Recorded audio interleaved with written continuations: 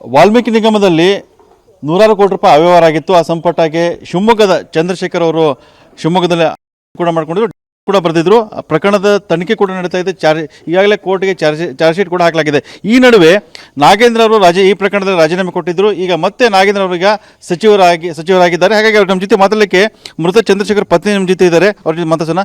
ಅಮ್ಮ, ಆ ದಿವಸ ಘಟನೆ ಏನಾಯಿತು? ಇಲ್ಲಿ ಶಿವಮೊಗ್ಗದಲ್ಲಿ ಬಂದರು, ಇಲ್ಲಿ ಮಾಡ್ಕೊಂಡಿದ್ರು, ಕೂಡ ಬರ್ದಿಟ್ಟಿದ್ದಾರೆ ಸರ್. 6 ಪೇಜ್ ನೋಟ್ ಬರ್ದಿಟ್ಟಿದ್ದಾರೆ ಸರ್. ಅವರು ಏನು ಉಲ್ಲೇಖ ಮಾಡಿದ ಆ ಸಂದರ್ಭದಲ್ಲಿ? ಡೆತ್ ನೋಟಲ್ಲಿ ಅಂದರೆ ತಪ್ಪಿತಸ್ಥರು ಇದ್ದಾರೆ ಅಂತ ಹೇಳ್ಬಿಟ್ಟು ಪದ್ಮನಾಭನು, ಪರಶುರಾಮನು ಮತ್ತು ಸುಶೀಸ್ಮಿತಾ ಸೇನ್ ಇವರೇ ಆರೋಪಿಗಳು ನನ್ನ ಸಾವಿಗೆ ಕಾರಣ ಅಂತ ಹಾಕಿದ್ದಾರೆ, ಮೆನ್ಷನ್ ಮಾಡಿದ್ದಾರೆ ಸರ್. ಅದರಲ್ಲಿ ಸಚಿವರ ಹೆಸರೇನು ಮೆನ್ಷನ್ ಮಾಡಿಲ್ಲ, ಮೌಖಿಕ ಆದೇಶದ ಮೇರೆಗೆ ಅಂತಲೇ ಮೆನ್ಷನ್ ಮಾಡಿದ್ದಾರೆ ಸರ್ ಅದರಲ್ಲಿ ಅವರು. ಅದೇ ಇದೆಲ್ಲ ಪ್ರಕರಣ ನಡೀತು, ಕೇಸೆಲ್ಲ ಆಯಿತು, ಕೋರ್ಟ್ ಚಾರ್ಜ್ ಶೀಟ್ ಕೂಡ ಹಾಕಿದ್ದಾರೆ. ಈ ನಡುವೆ ಈಗ ಸಚಿವ ಸ್ಥಾನಕ್ಕೆ ನಾಗೇಂದ್ರ ರಾಜೀನಾಮೆ ಕೊಟ್ಟಿದ್ರು. ಈಗ ಮತ್ತೆ ಅವ್ರನ್ನ ಸಚಿವ ಸ್ಥಾನಕ್ಕೆ ಸೇರ್ಪಡೆ ಮಾಡ್ಕೊಂಡಿದ್ದಾರೆ ಸರ್ಕಾರ. ಇದ್ರ ಬಗ್ಗೆ ನಿಮ್ಮ ಅಭಿಪ್ರಾಯ? ಸರ್, ಅದೇ ತಪ್ಪಿತಸ್ಥರಿಗೆ ಶಿಕ್ಷೆ ಆಗಬೇಕು ಅಂತ ನಾನು ಕೇಳ್ಕೊತಾ ಇರೋದು.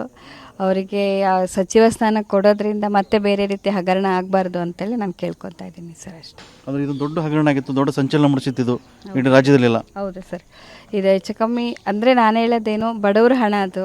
ಆ ಬಡವರ ಹಣ ಹಾಳಾಗಬಾರ್ದು ಅಂತ ನಮ್ಮನೆಯವರು ಜೀವ ಕಳ್ಕೊಂಡ್ರು. ಅದು ಹೊರಗಡೆ ಬರಬೇಕು ಅಂತಲೇ ಅವ್ರ ಜೀವ ಕಳ್ಕೊಂಡ್ರು. ಆದರೆ ಅದು ಅಮೌಂಟ್ ಯಾವುದು ಹೊರಗಡೆ ಬರಲೇ ಇಲ್ಲಲ್ಲ ಸರ್. ಏನಾಯಿತು ಅನ್ನೋ ಲೆಕ್ಕನೂ ಯಾರಿಗೂ ಗೊತ್ತಾಗಲಿಲ್ಲ. ಅಲ್ಲೋಯ್ತು ಇಲ್ಲೋಯ್ತು, ಅದು ತೆಲಂಗಾಣ ಹೋಯ್ತು ಅಂತ ಹೇಳ್ತಾರೆ, ಬಟ್ ಯಾವುದೇ ಅಮೌಂಟು ಹೊರಗಡೆ ಬರಲಿಲ್ಲ.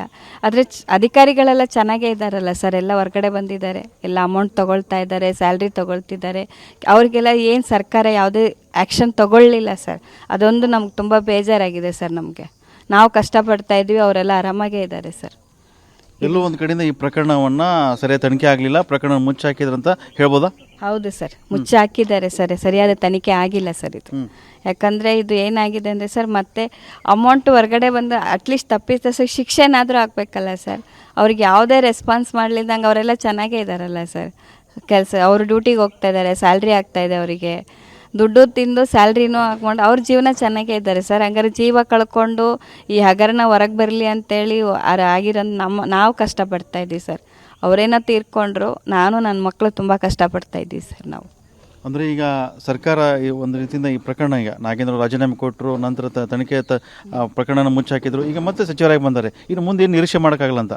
ಇಲ್ಲ ಸರ್, ಇದಕ್ಕೆ ಮೇಲೆ ನಾನು ಇದ್ರ ನ್ಯಾಯ ಸಿಗುತ್ತೆ ಅನ್ನೋ ನಿರೀಕ್ಷೆ ನನಗಿಲ್ಲ ಸರ್. ಇದನ್ನು ಮುಚ್ಚ ಹಾಕಲಿಕ್ಕೇ ಪ್ರಯತ್ನ ಪಟ್ಟಿದ್ದಾರೆ ಅನ್ನೋದು ಗೊತ್ತಾಗ್ತಿದೆ ಸರ್ ಆಲ್ರೆಡಿ. ಇದು ಯಾಕಂದರೆ ನಮ್ಮ ಹತ್ರ CBI ಅವರು ಬಂದಿಲ್ಲ, ಯಾವ ಇನ್ವೆಸ್ಟಿಗೇಷನು ನಮ್ಮ ಹತ್ರ ನಡೆದಿಲ್ಲ ಸರ್. SIT ಅವ್ರು ಬಂದರು, ಕ್ಲಿಯರ್ ಆಗಿದೆ ಅಂತ ಹೇಳಿದ್ರು ಅಷ್ಟೇ ಸರ್. ಬೇರೆ ಏನು ನಮಗೆ, ನಾವು ಕೋರ್ಟಿಗೆ ಹೋಗಿಲ್ಲ ಸರ್, ಏನು ಕೇಸ್ ನಮ್ಗೆ ಗೊತ್ತಿಲ್ಲ ಸರ್, ಇದು ವಿಚಾರನೇ ಗೊತ್ತಿಲ್ಲ. ಈ ಪ್ರಕರಣದಲ್ಲಿ ನಿಮ್ಮ ಗಂಡ ಗೊತ್ತಾದ ನಂತರ ನಿಮಗೆ ಸರ್ಕಾರ ಒಂದಿಷ್ಟು ಭರವಸೆ ಕೊಟ್ಟಿತ್ತು, ಕೆಲಸ ಕೊಡ್ತೀನಿ ಅಂತ ಹೇಳ್ತು. ಕೆಲಸ ಸಿಗ್ತಾ? ಕೆಲಸ ಕೊಟ್ಟರು ಸರ್, ಆದರೆ ಅದು ಬೆಹಳ್ಳಿ ತುಂಬ ಹೋಪ್ಲೆಸ್ ಆದ ಕೆಲಸ ಕೊಟ್ಟಿದ್ದಾರೆ. ಮಗನಿಗೆ ಹಾಸ್ಟೆಲಲ್ಲಿ ನೈಟ್ ವಾಚ್ಮನ್ ಆಗಿ ಕೆಲಸ ಕೊಟ್ಟಿದ್ದಾರೆ ಸರ್. ಅದೊಂದು ತುಂಬ ಬೇಜಾರಿದೆ ಸರ್ ನನಗೆ. ಆ ಹುಡುಗ ಏನೂ ಗೊತ್ತಿಲ್ಲದಿದ್ದ ಹುಡುಗ ನೈಟ್ ಹೋಗಿ ಕೆಲಸ ಮಾಡಬೇಕು ಅಲ್ಲಿ. ಆ ರೀತಿ ನೈಟ್ ಒಂದೇ ಕೆಲಸ ಅಲ್ಲ, ಸಿಕ್ಕಾಪಟ್ಟೆ ಟಾರ್ಚರು ಇದೆ ಸರ್ ಅಲ್ಲೂ. ಪಾಪ ಅವನಿಗೇನೂ ಕೆಲಸ ಗೊತ್ತಿಲ್ಲ, ಏನಿಲ್ಲ. ಅಲ್ಲಿ ಒಂಥರ ಹರಾಸ್ಮೆಂಟ್ ನಡೀತಾ ಇದೆ ಸರ್. ಅಲ್ಲಿ ಹಾಸ್ಟೆಲಲ್ಲೂ ಹರಾಸ್ಮೆಂಟ್ ನಡೀತಾ ಇದೆ ಮಗನಿಗೆ. ಒಬ್ಬರನ್ನಂತೂ ಕಳ್ಕೊಂಡಿದ್ದೀವಿ. ಇನ್ನು ಮಗನಾರು ಚೆನ್ನಾಗಿರಲಿ ಅಂತೇಳಿ ನಾನು ಕೇಳ್ಕೊತಿದ್ದೀನಿ ಸರ್. ನಮಗಿರೋದು 2 ಮಕ್ಕಳು, ನಾವೀಗಿರೋದೇ ನಮ್ಮ ಫ್ಯಾಮಿಲಿ ಅಷ್ಟೇ. ಸಿಂಗಲ್ ಮದರ್ ಆಗಿ ನಾನು ಎಷ್ಟೊಂದು ಧೈರ್ಯ ತುಂಬಕ್ಕೆ ಸಾಧ್ಯ ಇದೆ ಸರ್. ನಾನು ಹೇಳೋದು, ಮಗನಿಗೂ ಒಂದು ಒಳ್ಳೆ ದಾರಿ ಆಗಬೇಕು ಅಂತ ಸರ್ಕಾರದ ಮುಂದೆ ನಾನು ಕೇಳ್ಕೊತಾ ಇದ್ದೀನಿ ಸರ್. ನಾನು ಈಗ ನಿಮ್ಮ ಗಂಡ ಮೃತಪಟ್ಟ ನಂತರ ನೀವು ಸಾಕಷ್ಟು ಪರದಾಡಿದ್ರಿ. ಹೌದು ಸರ್, ಬೆಂಗಳೂರು ಕಚೇರಿ ಅಲ್ದಾಡಿದ್ರಿ. ಸಿಗ್ತಾ ಹಣಗಳೆಲ್ಲ ಸಿಗಬೇಕಾದ್ದೆಲ್ಲ ಹಣಗಳು? ಬೆಂಗಳೂರು ಕಚೇರಿಗೆ ನಾನು ಸುಮಾರು ಸರಿ ಓಡಾಡಿದ್ದೀನಿ ಸರ್. ಹೋದಾಗಲೂ ಬೆಂಗಳೂರು ಅಧಿಕಾರಿಗಳು ರೆಸ್ಪಾನ್ಸ್ ಮಾಡ್ತಾ ಇಲ್ಲ ನಮಗೆ. ಪ್ರತಿ ಸರಿ ಹೋಗಿ ಲೆಟ್ರ್ ಕೊಟ್ಟು ಬರ್ತೀವಿ ಅಂದರೆ 15 ದಿವಸ ಮೇಡಮ್, 1 ತಿಂಗಳು ಮೇಡಮ್, ವೆಯ್ಟ್ ಮಾಡಿ ಮಾಡಿಕೊಡ್ತೀವಿ ಅಂತ ಹೇಳ್ತಾ ಇದ್ದಾರೆ ಹೊರತು ಏನೂ ಮಾಡಿಲ್ಲ ಸರ್. ನಮಗೆ ಬರಬೇಕಾದದ್ದು ಯಾವುದು ನಮಗೆ ಬಂದಿಲ್ಲ ಸರ್. ನಾವಿನ್ನೂ ಏನೇನು ಬರಬೇಕಾಗಿದೆ ಹಣ ನಿಮಗೆ? PF ಬರಬೇಕು ಸರ್. ಅಲ್ಲಿ ವಾಲ್ಮೀಕಿ ಎಷ್ಟು ಹಣ ಬರಬೇಕಾಗಿದೆ? ಒಂದು 40 ಲಕ್ಷ ಚಿಲ್ಲರೆ PF ಇದೆ ಸರ್ ನಮ್ಮದು. ಆ ದುಡ್ಡು ಬರಬೇಕು ಸರ್ ನಮಗೆ. ಅದಕ್ಕೆ ಕಾರಣ ಏನು ಹೇಳ್ತಿದ್ದಾರೆ PF ಹಣ ಬರಲಿಕ್ಕೆ? ಸರ್, ಅವರು 4 ವರ್ಷದ ಅವ್ರು ಕಾಂಟ್ರಿಬ್ಯೂಷನ್ ಕಟ್ಟಬೇಕು ಸರ್. PF ಅಮೌಂಟ್ ನಮ್ಮ ಮನೆಯವ್ರು ತೀರ್ಕೊಳ್ಳೋವರೆಗೂ ಅವ್ರು ಕಾಂಟ್ರಿಬ್ಯೂಷನ್ ಕಟ್ಟಬೇಕು PF ಇಂದು. ಅದು ಇನ್ನೂ ಕಟ್ಟಿಲ್ಲ ಸರ್. ಕೇಳಿದಾಗೆಲ್ಲ ಅಕೌಂಟ್ ಓಪನ್ ಮಾಡಿಲ್ಲ, ಟ್ರೆಜರಿಯಿಂದ ನಮ್ಗೆ ಪರ್ಮಿಷನ್ ಸಿಕ್ಕಿಲ್ಲ, ಸರ್ಕಾರ ಪರ್ಮಿಷನ್ ಸಿಕ್ಕಿಲ್ಲ, ಲೆಟ್ರ್ ಬರೆದಿದ್ದೀವಿ, ಈ ಕಾರಣಗಳನ್ನೇ ಹೇಳ್ತಾ ಇದ್ದಾರೆ.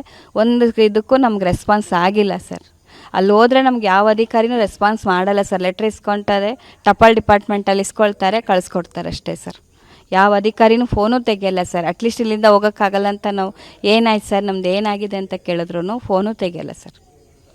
ಈಗ ಕಳೆದ 2 ವರ್ಷದಿಂದ ಇಡೀ ಕುಟುಂಬ ಅಂದರೆ 2 ಮಕ್ಕಳು ನೀವು ನಿರ್ವಹಣೆ ಮಾಡೋದು ತುಂಬ ಕಷ್ಟ ಆಯಿತು ಅಂತ. ಕಷ್ಟ ಇದೆ ಸರ್, ತುಂಬ ಕಷ್ಟ ಇದೆ ಸರ್. ಸರ್ಕಾರದಿಂದ ಬಂದಿದ್ದು 25 ಲಕ್ಷನೂ ಮತ್ತು ಸಮಾಜ ಕಲ್ಯಾಣ ಇಲಾಖೆಯಿಂದ ಬಂದಿದ್ದ ಅಮೌಂಟ್ ಬಿಟ್ಟರೆ ಅದು ನಾವೇನು ತಿಳ್ಕೊಂಡ್ವಿ, PF ಅಮೌಂಟ್ ಬೇಗ ಬಂದುಬಿಡುತ್ತಲ್ಲ ಅಂತ ಆ ದುಡ್ಡನ್ನು ಫಿಕ್ಸೆಡ್ ಡೆಪಾಸಿಟ್ ಹಾಕ್ಕೊಂಡಿದ್ದೀನಿ ಸರ್. ಅದು ಬಿಟ್ಟರೆ ನಮ್ಗೆ ಯಾವುದೂ ಇಲ್ಲ. ನಿರ್ವಹಣೆ ಅಂದರೆ ಏನು, ನಮಗೆ ಮನೆ ಬಾಡಿಗೆ ಒಂದು, ಮಗನ ಸ್ಯಾಲ್ರಿ ಈಗ ರೀಸೆಂಟಾಗಿ ಆಗಿರೋದು ಬಿಟ್ಟರೆ ನಮ್ಗೆ ಯಾವ ನಿರ್ವಹಣೆಯೂ ಇಲ್ಲ ಸರ್. ನಾನು ಹೆಚ್ಚು ನಿರ್ವಹಣೆ ಮಾಡೋಕ್ಕಾಗಲ್ಲ ಅಂತ ನನ್ನ ತಾಯಿ ಜೊತೆನೇ ನಾನು ಇರೋದು ಸರ್. ಇನ್ನೂ ಕೂಡ ಕಷ್ಟ ಮುಂದುವರೆದಿದೆ ನಿಮ್ಮದು ಆರ್ಥಿಕವಾಗಿದೆ. ಯಾಕಂದರೆ ಸಣ್ಣವನ್ನ ಓದಿಸ್ಬೇಕು, ಅವನು ದೊಡ್ಡವನ ಎಜುಕೇಷನ್ ಮುಂದುವರಿಸ್ಬೇಕು. ಆರ್ಥಿಕವಾಗಿ ಕಷ್ಟ ಇದೆ ಸರ್ ನಮಗೆ. ಈಗ ಸರ್ಕಾರಕ್ಕೆ ಈಗ ಮುಖ್ಯಮಂತ್ರಿ DK ಶಿವಕುಮಾರ್ ಆಗಿದ್ದಾರೆ, ಹೌದು ಸರ್. ಅವಾಗ ಸಿದ್ದರಾಮಯ್ಯ ಇದ್ರು. ಮುಖ್ಯಮಂತ್ರಿಗೆ ಏನು ಕೇಳ್ಕೊತೀರಂತ? ಸರ್, ಮುಖ್ಯಮಂತ್ರಿಗಳಿಗೆ ನಾನು ಕೇಳ್ಕೊಳ್ಳೋದು ಒಂದೇ ಒಂದು, ನಮಗೆ ನ್ಯಾಯ ಕೊಡಿಸಿ, ನಮಗೆ ಬರಬೇಕಾಗಿದ್ದ ಸರ್ಕಾರದ ಇದನ್ನೆಲ್ಲ ಕೊಡಿ. ನಾವು ಅದನ್ನು ಕೇಳ್ಕೊತಿದ್ವಿ. ಮಗನಿಗೆ ಒಳ್ಳೆ ರೀತಿಯಲ್ಲಿ ಬೇರೆ ಪೋಸ್ಟಿಂಗ್ ಆದರೂ ಹಾಕಿಸ್ಕೊಡಿ ಅಂತೇಳಿ ನಿಮ್ಮ ಸರ್ಕಾರದ ಮುಂದೆ ನಾನು ಕೈ ಮುಗಿದು ಕೇಳ್ಕೊತಾ ಇದ್ದೀನಿ ಸರ್. ಈಗ ನಾಗೇಂದ್ರ ಸಚಿವ ಸ್ಥಾನ ಸಿಕ್ಕಿದೆ, ಇದರ ಬಗ್ಗೆ ತಮ್ಮ ಅಭಿಪ್ರಾಯ ಅಂತ? ಅದಕ್ಕೆ ಸರ್ಕಾರ ಆ ಟೈಮಲ್ಲಿ ಹಗರಣ ಆಗಿತ್ತು, ರಾಜೀನಾಮೆ ಕೊಟ್ಟಿದ್ರು, ಈಗ ಮತ್ತೆ ಸಚಿವರಾಗಿದ್ದಾರೆ, ಇದ್ರ ಬಗ್ಗೆ ತಮ್ಮ ಅಭಿಪ್ರಾಯ? ಸರ್, ಅದು ಅವ್ರಿಗೆ ಬಿಟ್ಟಿತ್ತು ಸರ್. ನಾನು ಕೇಳೋದು ಸರ್ಕಾರದ ಲೆವೆಲಲ್ಲಿ ನಡೀತಾ ಇರೋದ್ರಿಂದ ಸರ್ಕಾರಕ್ಕೆ ಬಿಟ್ಟಿತ್ತು ಸರ್. ನಾನು ಹೇಳ್ತಿದ್ದೆ ಅದು ಅನ್ಯಾಯ ಆಗಿದೆ, ಇಲ್ಲ ಅಂತ ನಾನು ಹೇಳ್ತಿಲ್ಲ, ಅನ್ಯಾಯ ಆಗಿದೆ. ಅದನ್ನು ಅವರು ನ್ಯಾಯ ಕೊಡಿಸ್ಕೊಡಿ ಅಂತ ಸರ್ಕಾರದ ಮುಂದೆ ನಾನು ಕೇಳ್ಕೊತಾ ಇದ್ದೀನಿ ಸರ್. ನಾನು ಅಂದರೆ ಅವರು ಸಚಿವರು ಆಗ್ಬೋದಾ? ಎಲ್ಲ ಅಂದರೆ ಅವ್ರ ಮೇಲೆ ಆರೋಪಗಳು ಸಾಕಷ್ಟಿದೆ ಸಚಿವರ ಮೇಲೆ. ಅದು ಸರ್ಕಾರ ಮತ್ತು ಕಾನೂನು ಅವರಿಗೆ ಇದು ಮಾಡಬೇಕು ಸರ್, ನ್ಯಾಯ ಕೊಡಬೇಕು ಅವರಿಗೆ. ಆದರೆ ನಮಗೂ ಅದು ಇಷ್ಟ ಇಲ್ಲ ಸರ್. ಅಂದರೆ ಈ ಒಬ್ಬರು ಜೀವ ಹೋಗ್ಲಿಕ್ಕೆ ಕಾರಣ ಆದಂಥ ಸಚಿವರವರು, ಹೌದಾ? ಸಚಿವರು ಈಗ ಅವ್ರು ಮತ್ತೆ ಸಚಿವ ಸ್ಥಾನ ಸಿಗ್ತಾ ಇದೆ ಅವರಿಗೆ, ಇದ್ರ ಬಗ್ಗೆ ಅಂದರೆ ಮುಂದುವರಿಬೋದವ್ರು ಸಚಿವರಾಗಿ? ಅದನ್ನೇ ನಾವು ಹೇಳ್ತಾ ಇರೋದು ಸರ್, ನಮ್ಗೆ ನ್ಯಾಯ ಸಿಗಲಿ ಅಂತ ಕೇಳ್ಕೊತಾ ಇದ್ದೀವಿ. ಸಚಿವರಿಗೆ ಅದು ಅವರು ಸರ್ಕಾರದ ಲೆವೆಲಲ್ಲಿ ಬಿಟ್ಟಿರೋದು ಸರ್. ಈ ನಮ್ಮ ಅಭಿಪ್ರಾಯ ಏನು, ತಪ್ಪಿತಸ್ಥರಿಗೆ ಶಿಕ್ಷೆ ಆಗಬೇಕು ಅಂತ ನಾನು ಕೇಳ್ಕೊತಾ ಇದ್ದೀನಿ ಸರ್. ನಾನು ಇದು ಮೃತ ಚಂದ್ರಶೇಖರ್ ಪತ್ನಿ ಮಾತಾಗಿದೆ. ಈಗಾಗಲೇ ನನ್ನ ಪತಿ ಮೃತಪಟ್ಟು 2 ವರ್ಷ ಆಗಿದೆ, ಇನ್ನೂ ಕೂಡ ಸಮಸ್ಯೆಗಳು ಹಾಗೆ ಉಳಿದವೆ. PF ಹಣ ಕೂಡ ಬಂದಿಲ್ಲ ಒಂದು ಕಡೆ, ಆದರೆ ಮತ್ತೊಂದು ಕಡೆ ಕೆಲಸ ಸಿಕ್ಕಿದೆ ಕೂಡ ನನ್ನ ಮಗನಿಗೆ, ಅದು ಕೂಡ ಸರಿಯಾದ ಕೆಲಸ ಸಿಕ್ಕಿಲ್ಲ. ಹಾಗಾಗಿ ಇನ್ನೂ ಕೂಡ ಕುಟುಂಬ ತುಂಬ ಕಷ್ಟದಲ್ಲಿದೆ, ನೋವಿನಲ್ಲಿದೆ. ಹಾಗಾಗಿ ಏನು ಸರ್ಕಾರ ಇದೆ, DK ಶಿವಕುಮಾರ್ ಮುಖ್ಯಮಂತ್ರಿ ಆಗಿದ್ದಾರೆ, ಅವರು ನಮ್ಮ ಸಮಸ್ಯೆಗೆ ಸ್ಪಂದಿಸಬೇಕಂತ ಹೇಳಿ ಅವರು ಸರ್ಕಾರಕ್ಕೆ ಮತ್ತು ಮುಖ್ಯಮಂತ್ರಿಗಳು ಕೂಡ ವಿನಂತಿ ಮಾಡ್ಕೊತಾ ಇದ್ದಾರೆ. ಕ್ಯಾಮ್ರಾಮನ್ ಶಶಿಕುಮಾರ್ ಜೊತೆ ಬಸವಗಣ್ವಿ, TV9 ಶಿವಮೊಗ್ಗ.